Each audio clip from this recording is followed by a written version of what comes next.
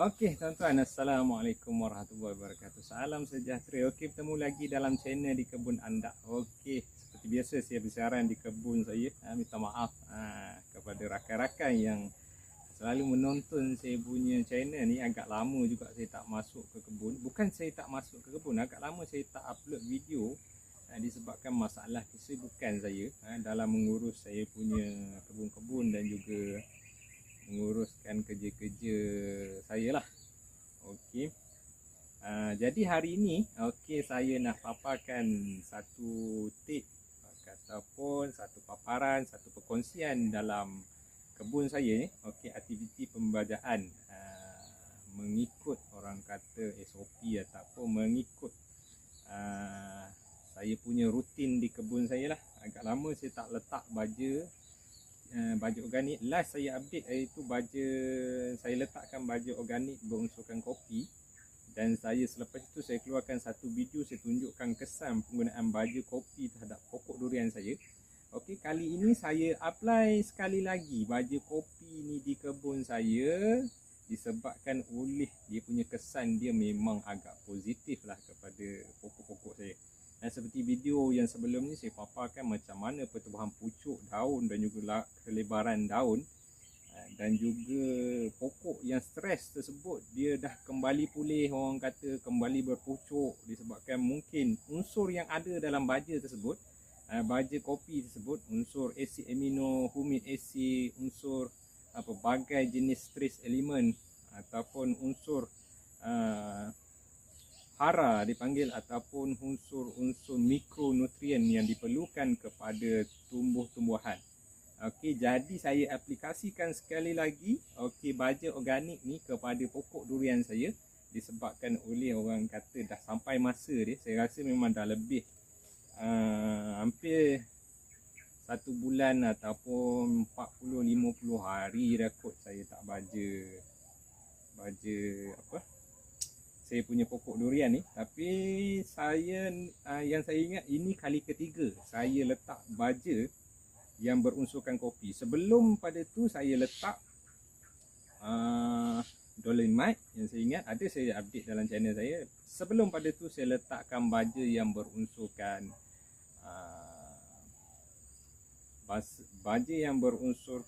kompos. Okey, saya ada update yang tu. Jadi setiap kali pembajaan saya ada update. Saya tak silap saya, ini adalah baja pembajaan kali kelima lah. Baja kali kelima saya pada pokok yang berusia lebih kurang 6 bulan lebih maksudnya. Okey, jadi tuan-tuan saya akan terangkan sedikit nanti macam mana saya membaja ataupun macam mana pokok kesan baja berunsurkan kopi ni kepada pokok durian. Okey, jom. Tuan-tuan dan juga puan-puan, okey, ni adalah baja kopi yang saya nak taburkan kepada pokok durian saya. Okey, ni kali ketiga pembajaan kopi saya. Okey, jadi kalau kita tengok tuan-tuan, pembesaran daun daripada pangkal tersebut, daripada depan tu sehingga ujung ni, yang depan tu daun dia kecil.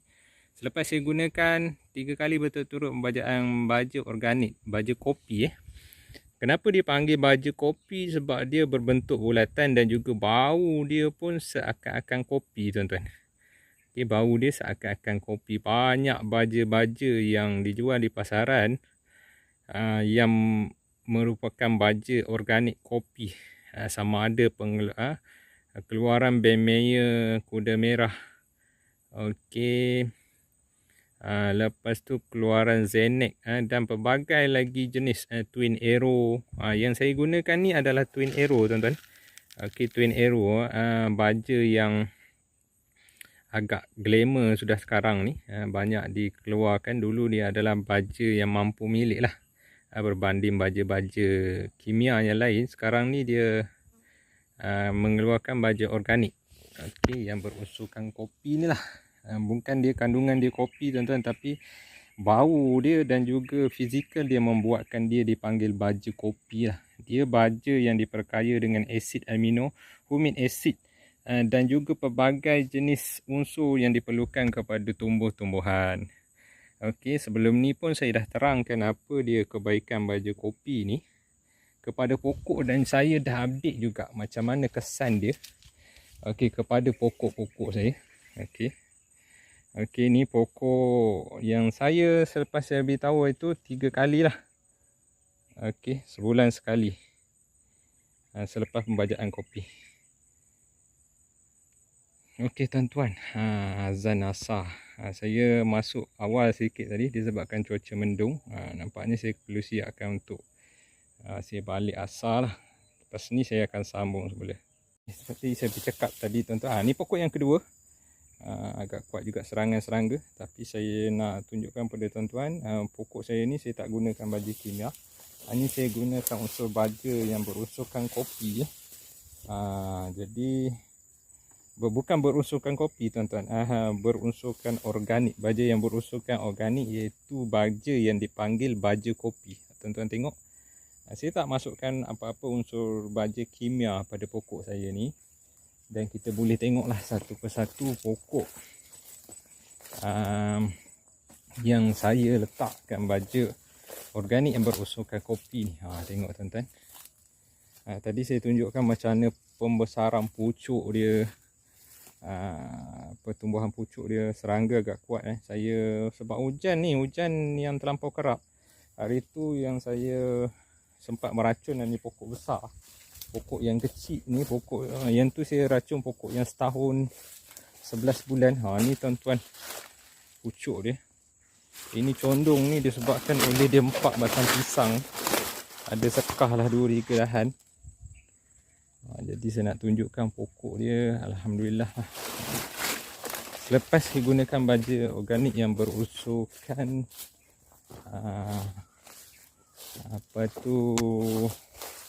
pelbagai unsur lah. Senang saya cakap dalam baja kopi. Apa yang dipanggil baja kopi kuat. Betul serangga ni. Saya terpaksa beracun lah. Pokok saya ni. Pokok yang tanah yang agak stres lah. Penggunaan tanah yang kerap. Hari tu tanam getah, lepas tu las sawit. Ni tuan-tuan. Tengok daun dia. Tuan-tuan, dah tak macam musang king lah. Dah tak macam musang king. Kalau tengok fizikal daun ni. Kalau tengok pangkal ni, kenal lah musang king. Tengok pokok daun-daun yang panjang ni kita kenal lah musang king. Tapi kalau dah montok sangat begini, tak gaya musang king. Gaya durian kampung.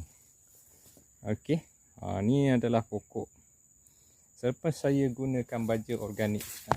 Baja organik yang berunsurkan apa yang dipanggil baja kopi, tuan-tuan. Apa yang dipanggil baja kopi. Bukan dia tidak berunsurkan kopi, tapi dia berbau seperti kopi. Ini dia. Saya tunjukkan terus tuan-tuan. Saya guna tak banyak pada pokok yang lebih kurang hampir mencecah ketinggian kepala saya ni. Saya guna hanya sekitar 1 genggam. 1 genggam lah, lebih kurang macam tu. Saya selerakkan di keliling kanopi pokok. Ada setengah orang dia letak banyak ni tuan-tuan. Dia letak tabur di tepi. Kalau saya punya pembajaan, saya just spraykan di setiap bawah kanopi itu. Sebab apa? Satu, saya menggunakan baja kopi, baja organik yang tidak mempunyai unsur kimia yang kuat. Dia tidak menyebabkan pokok stres lah. Unsur baja organik ni tuan-tuan, dia slow release. Maknanya dia diserap secara perlahan kepada pokok. Jadi dia tidak menyebabkan keracunan lah kepada pokok. Dalam masa yang sama, akar pokok durian ni dia berserabut ya tuan-tuan di pangkal ni. Kalau tuan-tuan tengok di pangkal ni dia penuh akar-akar yang akar serabut. Ini sebab saya dah timbun hari tu. Jadi kalau kita tabur di luar kanopi je, mana dia pangkal-pangkal akar tersebut tak dapat baja lah. Bagi saya lebih suka lah tabur spread. Mana rata di bahagian kanopi pokok. Okey tuan-tuan, ni pokok yang pertama. Saya akan teruskan aktiviti pembajaan saya lah. Okey.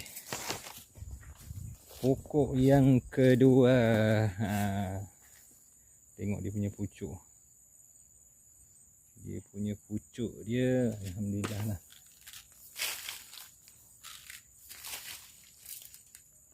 Okey. Kurang satu genggam lah.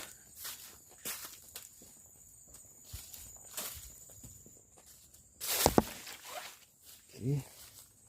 Tuan-tuan.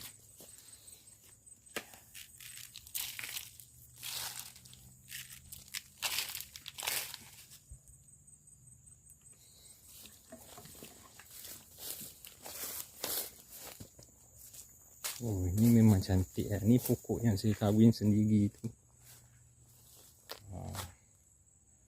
Tengok pucuk dia tu.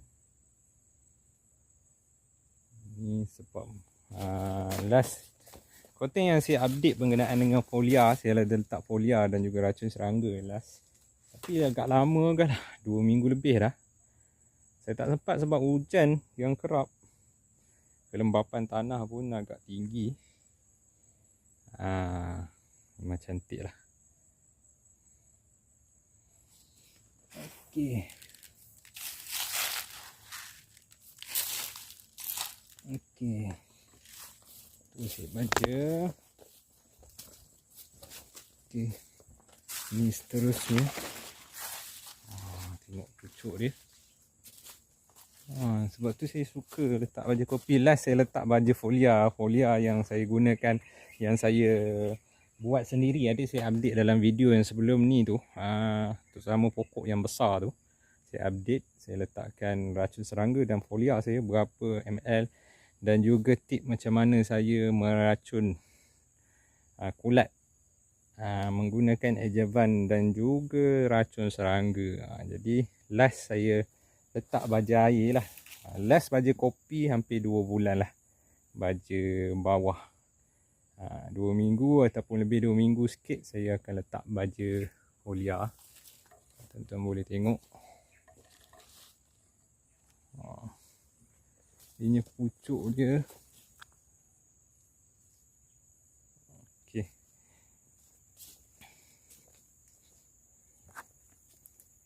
Kata keberkesanan seperti yang saya beritahu tadi, saya dah 3 kali berturut-turut orang kata letak baja. Kali ni kali kedua, kali ketiga lah, maksudnya dah 2 kali saya letak sebelum ni. Dan tuan-tuan boleh tengok keadaan pokok saya yang dulu memang stres. Kalau tuan-tuan tengok pun banyak, dia terlampau banyak cabang-cabang pokok yang stres. Jadi ni pertumbuhan orang kata dah mula nampak okey lah. Lepas tu daun dia pun dah membesar dengan cantik. Ada serangan kulat, Anthraconox. Okey. Ni pokok naga saya ada update sebelum ni. Celoteh saya pasal pokok naga ni. Okey, ni antara pokok alhamdulillah lah, bukan orang kata sebatang, bukan 2, tapi semua pokok yang saya letak baja kopi ni menunjukkan orang kata kesan yang amat positif lah. Okey. Tengok keadaan pokok yang asal. Dia punya cabang tu punya banyak. Saya pun pening. Mana satu saya nak simpan. Alhamdulillah lah sekarang ni dia dah menyurung, melonjak dengan cantiknya. Ada yang tanya saya punya jarak pokok ni berapa. Jarak pokok ni yang kecil belakang ni saya tanam lebih kurang 35 darab 30. Ni dia patah dulu ni, nampak dia jadi macam ni. Tapi alhamdulillah lah pokok subur menghijau. Yang ni pun Cantik juga. Pokok 6 bulan. Umur 6 bulan. Ini memang sedap tengok. Pucuk baru pun keluar. Lepas saya sembuh folia yang saya buat tu. Okey. Hijau dia tengok.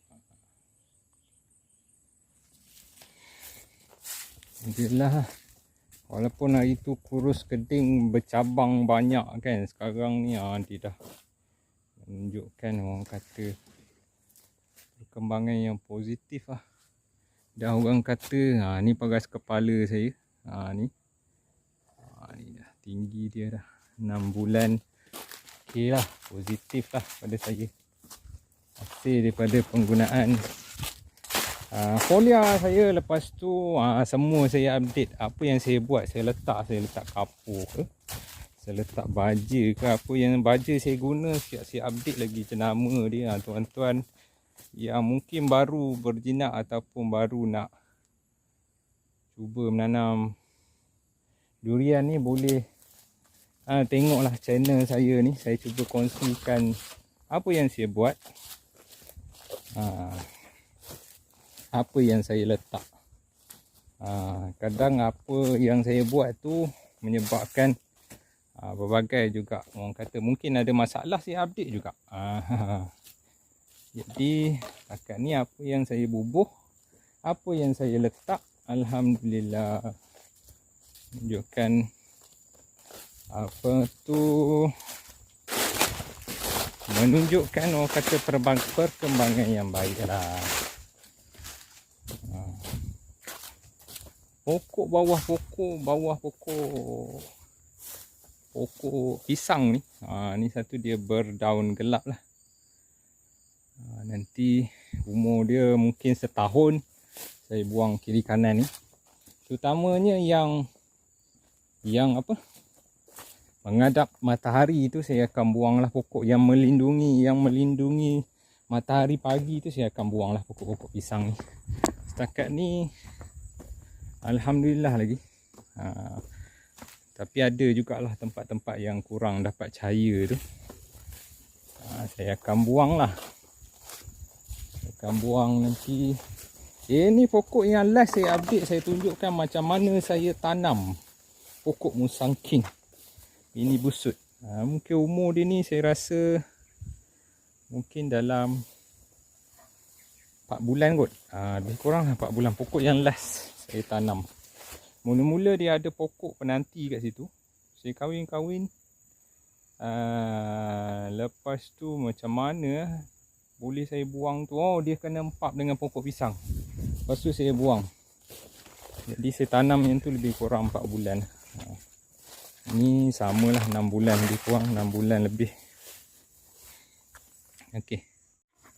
Okey tuan-tuan. Okey, tu perkongsian saya apa yang saya cuba sampaikan dalam kebun saya. Okey, apa yang saya buat, apa yang saya letak, apa yang saya praktikkan di dalam kebun saya. Baik buruk saya akan cubalah update. Minta maaf. Mungkin orang kata agak lama saya tak letak update video. Disebabkan masalah kesibukan saya. Okey, nanti saya akan update video-video ataupun tip-tip berguna kepada tuan-tuan yang mungkin boleh menjadi panduan kepada tuan-tuan, terutamanya yang baru berkebun ataupun yang minat kepada channel-channel yang berusahakan pertanian. Okey, Assalamualaikum warahmatullahi wabarakatuh. Berjumpa dalam video-video seterusnya. Jangan lupa like, komen dan share. Sekiranya video ini anda rasa bermanfaat kepada anda semua. Okey, dan juga orang kata jangan lupa subscribe. Okey, Assalamualaikum.